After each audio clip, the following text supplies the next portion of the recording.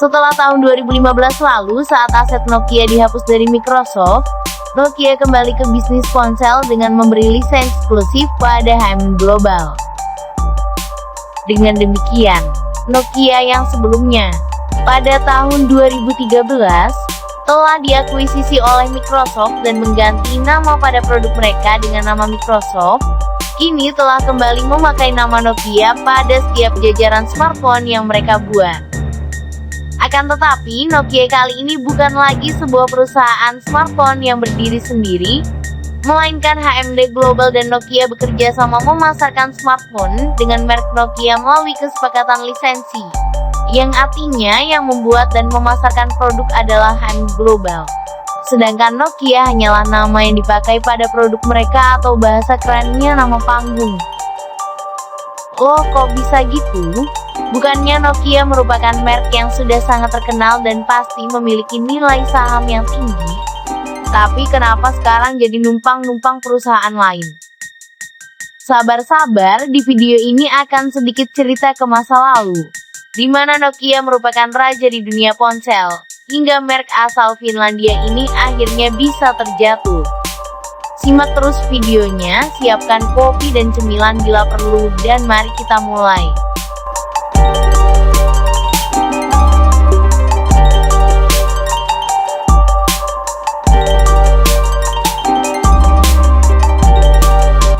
Seperti yang kita ketahui, Nokia adalah salah satu pelopor perkembangan ponsel di dunia. Nokia telah berjualan ponsel sejak akhir tahun 90-an. Dari saat itu, Nokia telah membuat berbagai macam ponsel, yang awalnya hanya bisa untuk telepon dan SMS saja, ke fitur phone dengan fungsi yang lebih canggih lagi, dan ponsel pintar atau yang sering kita sebut smartphone telah mereka buat.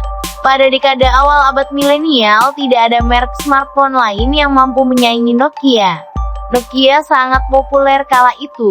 Semua orang kenal dengan merek ini. Layaknya sebuah motor, Nokia bisa diibaratkan seperti Honda. Karena apapun merek motornya, orang zaman dulu akan menyebut dengan Honda.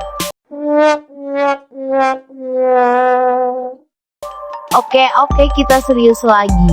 Di tengah-tengah popularitas Nokia, muncullah pesaing baru, yaitu berasal dari Apple, dengan smartphone yang mereka namai dengan iPhone yang berjalan dengan sistem operasi iOS, dan sistem operasi paling populer saat ini, Android. Awalnya, Nokia tidak menghiraukan hal itu. Nokia tetap pede dengan sistem operasi di smartphone mereka saat itu, Symbian OS. Namun perlahan-lahan dunia mulai mengagumi iPhone besutan Steve Jobs dan Android. Karena orang-orang menilai smartphone yang Nokia jual kala itu sudah jadul, dan kalah bersaing dengan iPhone dan Android. Karena kengototannya itu, pendapatan Nokia menurun drastis. Brand Nokia mulai ditinggalkan orang-orang.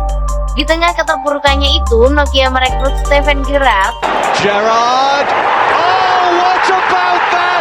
Salah, maksudnya Stephen Elop sebagai CEO mereka. Dengan harapan Elop akan memimpin Nokia kembali berjaya, tapi kenyataan berkata lain. Elop menilai Nokia dengan Symbian OS sudah tak mampu bersaing lagi melawan gempuran Android dan iOS. Alhasil, maksud saya Elop mematikan sistem operasi Symbian pada 2011, dan sudah bisa ditebak, keputusannya itu memunculkan banyak sekali kontroversi. Tidak sampai di situ.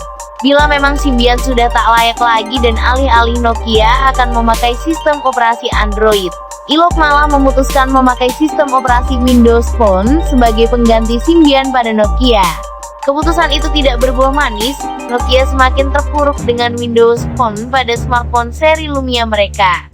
Pasalnya, Windows Phone tidak mampu bersaing dengan Android dan iOS yang semakin populer. Hal itu membuat nilai saham Nokia terjun bebas. Pada tahun 2013, dilaporkan bahwa nilai Nokia hanya tersisa 5 miliar dolar saja. Pada akhirnya, pada 2014, Microsoft menuntaskan transaksi pembelian Nokia dengan total biaya 7 miliar dolar. Dengan rincian 2,2 miliar dolar sebagai lisensi paten Nokia. Setelah ambisi Microsoft bersama Windows Phone mereka gagal melawan Android dan iPhone di pasaran. Jadi deh pemutusan hubungan Microsoft Nokia pada tahun 2015. Dan disinilah Nokia yang bangkrut berusaha bangkit dengan menggandeng perusahaan senegaranya sendiri, HMD Global. Bersama HMD Global, Nokia akhirnya memilih Android sebagai sistem operasi smartphone mereka. Nah, sampai sini jadi pahamkan alur ceritanya. Dengan demikian, Nokia berharap bisa bangkit dan kembali berjaya seperti masa kimasan mereka dulu. Akan tetapi, di tengah usaha kebangkitan mereka, nampaknya usaha Nokia akan menemui banyak sekali halangan dan rintangan ke depannya. Merek-merek smartphone lain yang sudah sangat terkenal mengisi kekosongan di kala Nokia terpuruk adalah kenyataannya. Nokia saat ini gencar memasarkan produknya, akan tetapi, harga yang mereka patok pada smartphone mereka dinilai terlalu mahal untuk spesifikasi yang ditawarkan. Salah satu contohnya adalah Nokia 5.4 yang baru saja masuk resmi di Indonesia kemarin. Dengan spesifikasi seperti Snapdragon 662, layar masih HD+, Nokia membandrolnya dengan harga sekitar 3,5 juta rupiah. Melihat spesifikasi tersebut, biasanya brand lain hanya menjual di kisaran harga 2 jutaan saja. Samsung di tengah keperkasaan mereka, iPhone dengan kecanggihannya, dan brand smartphone asal Cina yang gila-gilaan perang spesifikasi tinggi dengan harga yang miring. Lantas, mampukah Nokia kembali berjaya seperti sedia kala?